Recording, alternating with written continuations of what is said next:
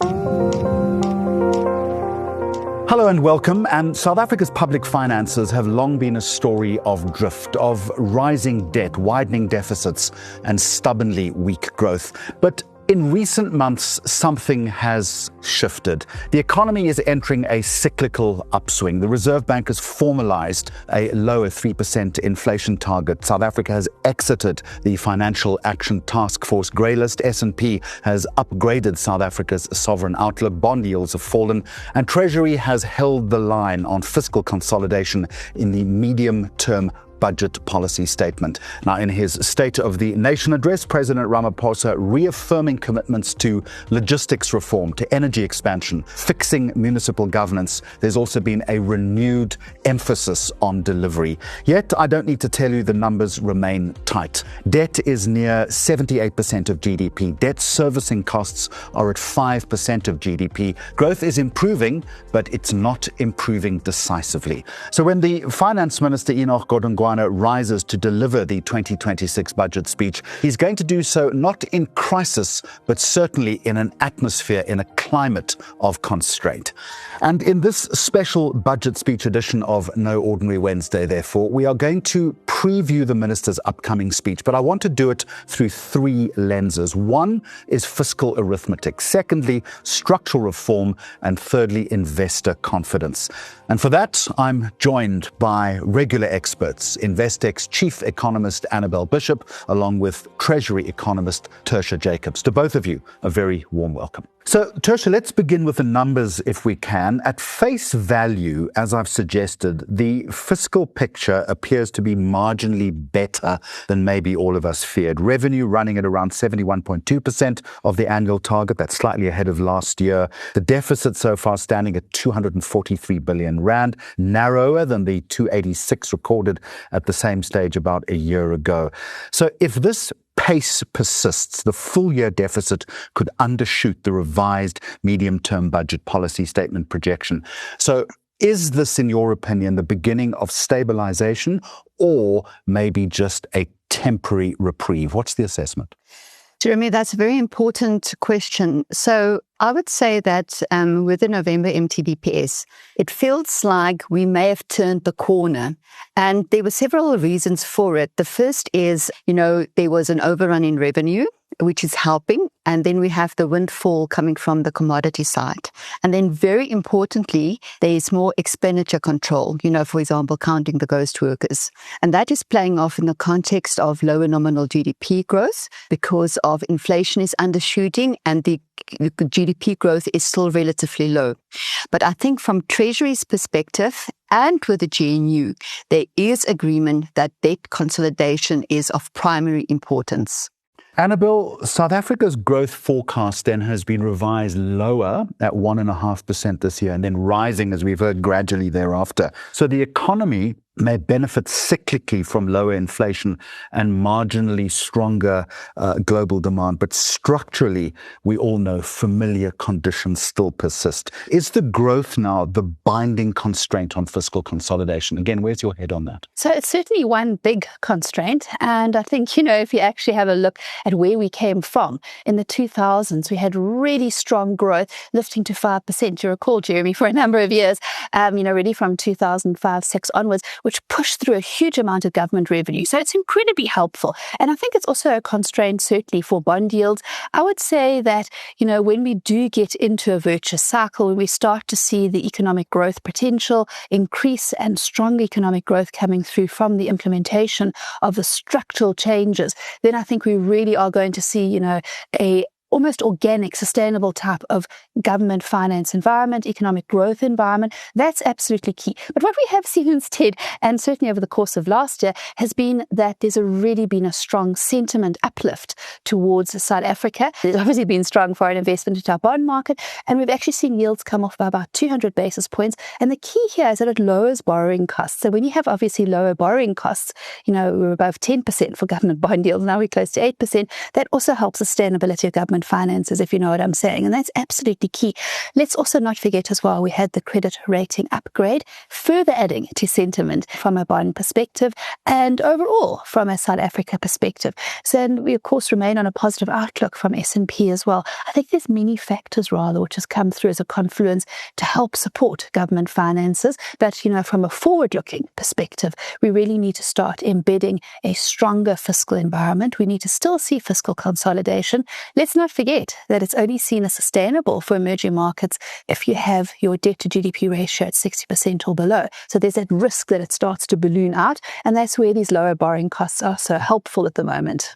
Tertia, let me pick up on that phrase forward thinking if I can. Investors are going to look beyond the rhetoric of the speech to implications, which is critical. From a market perspective, are there numbers that you think matter most in this budget? I think the first one would be the debt consolidation. So we know that debt is still very elevated at 78% of GDP, and of interest is that the investors looked beyond the high debt level. They looked at the possible turnaround. So that is the first point. But we need to see an improvement in fiscal consolidation, because I suspect what's going to happen here is that it's more a sideways movement. We really need to see a meaningful decline in debt servicing cost as a percentage of GDP. And that is why Treasury is running a primary budget surplus. So that's your non-interest expenditure minus your revenue. So the problem is that even though our bond yields have come down quite dramatically, there's still a gap with the nominal GDP growth. So from that perspective, it is difficult to stabilize your debt servicing costs. And that basically means either the economy has to grow faster, which is the first price, or your bond yields have to decline as we continue to fuel the constructive sentiment. I just also add to what Tertia's saying as well. For me, also a very key number as well is expenditure. And the reason why I bring this up is because there's an additional expenditure risk. And of course, if you remember at the MTBPS, it pushed through a whole lot of additional expenditure items, and that she actually ate up the revenue overrun. And of course, as well, talks about potential further tax increases. So that's where my worry comes from, that even though for the first 9 months of the fiscal year, we're actually finding ourselves in a situation where the budget deficit is lower than it would be for the figure estimated for the year if that now carries on for the full 12 months. Even though we're in that good space, they could just eat it up with additional expenditure items. And of course, the Malanga Commission and all the others as well are the type of items that actually go into it. So that's just one of the concerns I have in the environment. Yes, we've got really good figures. We could have a good budget, but there is that outside risk that we're sitting on. So let's then talk about revenue composition if we can. Commodity prices, Annabel, as we well know, have provided a lot of support. SARS has been allocated, if I'm not mistaken, around 4 billion over 3 years to strengthen collections. That's a good thing. It's targeting an estimated 550 billion rand in undisputed tax debt. So how material do you think this revenue windfall could actually be? So it is important because it's not just the gold price, obviously, that's seen this strong rally. Also, we see, of course, platinum group metals as well. And the nice thing about it is that because of the small volume and high price of precious metals, it doesn't actually get hit by the port delays, for example, if you do go through a bad situation with exports. And, even though we've seen container traffic increase, for the fourth quarter of last year, there's actually been a pullback. There's actually been a decline in traffic. It's a bit of a stop-start. So it's quite nice that you've got a low volume but very high value good, which has really become our largest export now. Gold and precious metals is now our largest export. So yes, it is a windfall for government finances. And typically what is often done with windfalls, and in fact even in some countries you see a higher tax to capture more of the windfall, government often ring fences and then uses it for some certain areas. Now for us, of course, we think it's just going to go back into the general pot, but typically it can actually be stored and used for savings. In other words, to counteract a situation where perhaps you get very high oil prices and a very strong impact on consumers, negative impact, and then you can actually use that windfall to try and reduce oil prices to help in a future date. We don't think that's going to happen. I think the days of government storing up nuts in the tree, for example, for the winter when things go bad are probably over at the moment, and I think it's probably just going to go back into expenditure pot. Tertia, apart from nuts in the general pot then and being used for savings, looking at the economy, how could or how should Treasury best use this windfall? Yeah, there's many areas. I think the first one, is to try and reduce the debt burden. So we will be watching what they will do with bond supply.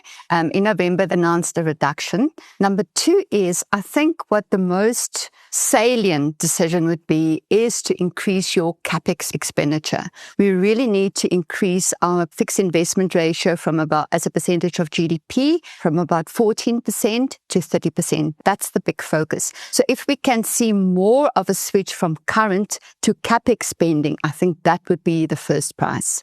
All right, Annabel, the deficit now, it's widened in recent years to around 5% of GDP, debt edging up, as I said in the introduction, to around 78%. Is it fair to say then that fiscal slippage has become the default trend and that avoiding further deterioration, just avoiding the deterioration, is perhaps perceived now as a success, which can't be a good thing? Well, it's a good thing if they achieve it. So, we obviously have had a lot of fiscal slippage. Again, we saw it in the past MTBPS as well. Even if, it's 0.1 to 0.2 compared to what was projected, still fiscal slippage. And of course, as a consequence, if we look at where we are sitting now at the 5% deficit, as you said, sustainability for an emerging market country is 3% deficit or less. So this is, the risk that we really are playing with. And I do think, that many years of fiscal slippage has become a characteristic. It's become normalized behavior for South Africa. If there's additional expenditures we're talking about earlier,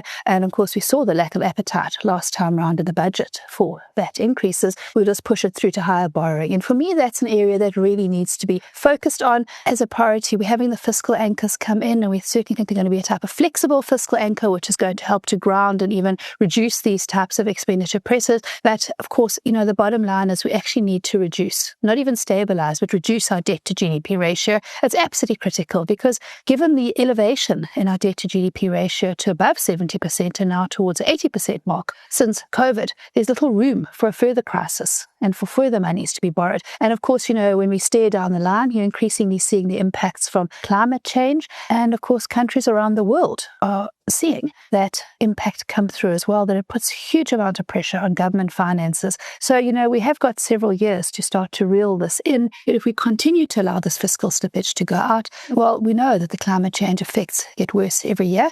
And that is really where government is expected to step in to help citizens, to help the country, to repair and to fix. And that can be quite a large worry down the line. So I really think both globally and in South Africa, we need to see debt to GDP ratios reeled in. The IMF talks about it globally going over 100%, and it is certainly a fiscal stressor. I would like to add here, and the important thing in South Africa is with the GNU, and that is what we saw this time last year, that there's commitment from the GNU that we must stabilize the debt, right? So if there's an increase in expenditure, it must be countered by a tax increase. And that was where the whole debacle about the VAT increase played out. So the compromise at the end of the day was that expenditure was increased, but at a smaller amount because the tax increase that we ended up with was actually relatively smaller. But the budget deficit has to be protected because that is what drives your debt to GDP level. Explain this to me, Tertia, as we move on. Both of you had outlined a lot of positives, yet we still remain below investment grade, rated BB by Moody's and S&P and BB minus by Fitch.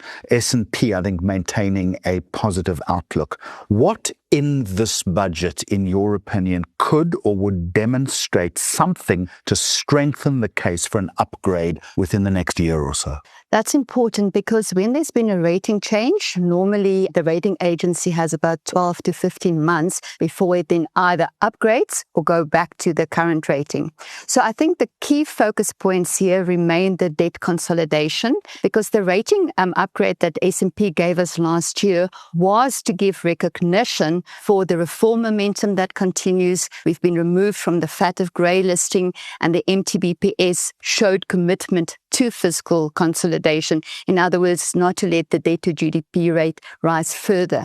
So I think very importantly is if government can stick to its current path, that's important. And then very importantly, and that is what Moody's also look at, is what happens to fixed investment. So when is that kicker in infrastructure investment going to translate into higher private sector fixed investment? And in the SONA, the president reiterated highlighted the importance of the private sector to drive this infrastructure fixed investment. So that is where we need to see an escalation in the PPPs, in logistics, and especially water. Right, folks, hold that thought. We will pick up this discussion in just a moment with a look at households and municipal finances. But first, a quick reminder to subscribe to this podcast. If you value smart, informed conversations like this one and you want to get regular insights directly from the experts shaping the thinking inside Investec, make sure you follow Investec Focus Radio SA on your podcast app. And that way you'll be notified every time a new episode drops. Now, let's get back to the discussion. Tertia, there is another issue which I think is maybe a little less visible, but maybe more immediate to South African households. Treasury has effectively relied on fiscal drag in recent years, offering no bracket creep relief to personal income taxpayers. Another 20 billion or so has been penciled into the baseline. Now, in an economy that is growing at barely 1.5%, the question is, can households absorb further stealth tax increases? Jeremy, again, it's so important. And I think that relates to, when we talked about the VAT increases last year, what was it replaced with? And it was replaced with bracket creep. This is the easiest way for Treasury to raise money is when people get inflation-related increases, the tax brackets are not adjusted. So that's an easy 16 to 18 billion rand per year. So what we have seen is that over the past 2 years, when bracket creep was the tax, that reduced disposable income by about 52 billion rand. Now, in terms of the context of the GNU and Treasury's commitment to keep the budget deficit unchanged when you increase your expenditure, Treasury has penciled in another 20 billion and 21 billion rand in the next 2 fiscal years. And that is why your earlier question about what is the best way to spend that windfall tax revenue is actually so important. So I think, as we said, if we can increase capex spending, but I do think there will be some relief in reducing tax brackets. So I think that will be another channel where they can allocate some of the windfall to. Tertia, let me just continue. In terms of progress around municipal level, we know that many municipalities in this country are on the verge of collapse. What do we need to look for there? What might emerge? What should emerge? That's also very important because we know that economic activity takes place at the local level. And for example, Gauteng contributes about 35% to GDP. It's the manufacturing hub of South Africa. So on the one hand, we've got Operation Vulindlela that deals with the logistics, but the local authorities are also now on its watch list. So in terms of what the president announced in SONA is that there will be a white paper published in April, and that is where it's going to look at the structure of local authorities, because some of the local authorities are just too small and too ineffective. We know that the true problems are actually cadre deployment, that there's not enough capacity, right? And there's a lack of skills. So that also needs to be addressed. And I think a lot of that could perhaps manifest in the local election at the end of the year. But the president has said that there cannot be now intervention from the national and provincial governments into dysfunctional municipalities. Very importantly, also in the context of the water crisis, has been the move to start to ring fence trading revenue from municipalities. For example, when households pay for water and electricity, that money actually went into a pool which went into paying salaries. So there's now a big drive to ring fence it so that it can actually go into maintenance of infrastructure that's really been neglected. So I think we're watching this, but it's absolutely critical because that is also something that's holding back growth. So let's move on to the fiscal framework and how exposed it is to renewed wage pressure, which is also a factor. Yes, so you can see pressures coming in from every side for government finances. And, in past years, we actually have seen that big concern. Of course, we've obviously seen multi-year bargaining come through now. What is very interesting is that the new inflation target, the 3% target, is so well below where the bargaining has started historically, and even where bargaining started starts now. And this, of course, is going to be the big kicker, the big issue.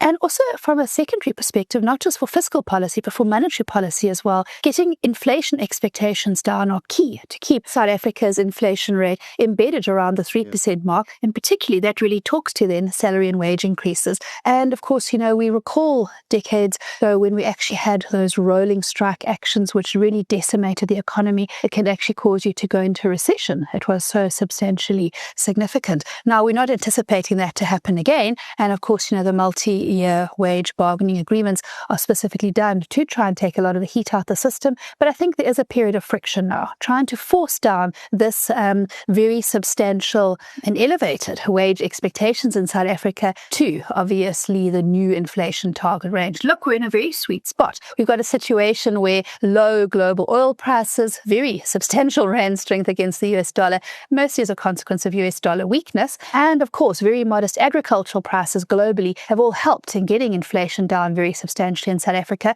along with weak demand. But, we expect that cycle to turn. We expect economic demand to strengthen quite substantially in South Africa, which could put some pressure on our inflation and in turn then on living costs and then feed through back into these wage bargaining agreements. So that's a very large component of the budget. It's a very large component of expenditure, and it will be closely watched. It will be something that the credit rating agencies also look at very, very closely as well, because, here you're actually, again, embedding something in the system, and it's actually something that needs to start to come off. Look, Tertia talked about removing ghost workers earlier, the rationalisation and streamlining of the civil service. But I think, last year they also announced as well that there's a need to move off quite a lot of highly paid elder civil servants, early retirement, and bring in younger, lower cost civil servants because of wage progression. So I do think it's going to be a focus, but probably not as big a focus as it has been in previous years, given that there are so many other issues crowding in now as well. So to both of you, a lot to absorb. And now I want to congratulate both of you. For the next 3 minutes, you've both been appointed special advisor to the Minister of Finance. So back to you, Annabel Bishop. What's the single most important signal that he has got to send if you had a few minutes in front of him? What would you say to him? Look, I certainly think, again, and for me, it comes back to the debt to GDP ratio. It's just so crucial for me because, what I really worry about is this huge rally we've seen in bond markets gets reversed. We're in a global risk-on phase, and there's huge appetite for risk assets around the world. There's huge appetite for South Africa's government debt. And of course, that cycle turns. We do see these cycles turn. So I think that with the wins of the precious metal rally and, of course, the strengthening that we could have in our government finances, I think government needs to actually look to reduce surpluses quite urgently and put a real cap on additional expenditure. We just cannot continue to have this because it just blows out the budget. So that would really be the point that I would make, to watch expenditure more critically and to try and actually start to reduce the debt to GDP ratio. It's not necessarily about stabilisation only. What would you say? Jeremy, so I'm going to go from the assumption that there is a commitment of debt consolidation. So I will use my opportunity to make big inroads into the professionalisation of government, to improve the efficiency, the functioning, the delivery. I was just going to say, from your lips, but let's see how it goes. Let me finish by saying this. South Africa, as you've just heard, I don't think needs a dramatic budget. We certainly don't want that. But we do need, as both my guests have said, a credible budget. The arithmetic, as you've heard with all the data, is tight. The politics, obviously, it's South Africa, always delicate. And the margin for error this time around is very thin. But there are signs that the country may be moving from deterioration towards stabilisation. That's a good thing. Whether that shift, though, becomes durable is obviously going to depend less on promises and I think more on execution. And that's where we are going to leave it. Annabel Bishop and Tertia Jacobs, thank you very much indeed. A new episode of No Ordinary Wednesday drops every fortnight. To ensure that you don't miss a show, follow Investec Focus Radio SA wherever you get your podcasts. If you like the channel, please take a moment to rate it. It will help us reach more listeners. Until next time then, goodbye from me, Jeremy Maggs, and the entire Focus Radio team. The views expressed are those of the contributors at the time of publication and do not necessarily represent the views of the firm and should not be taken as advice or recommendations. Investec Limited and subsidiaries, authorized financial service providers, registered credit providers, and long-term insurer.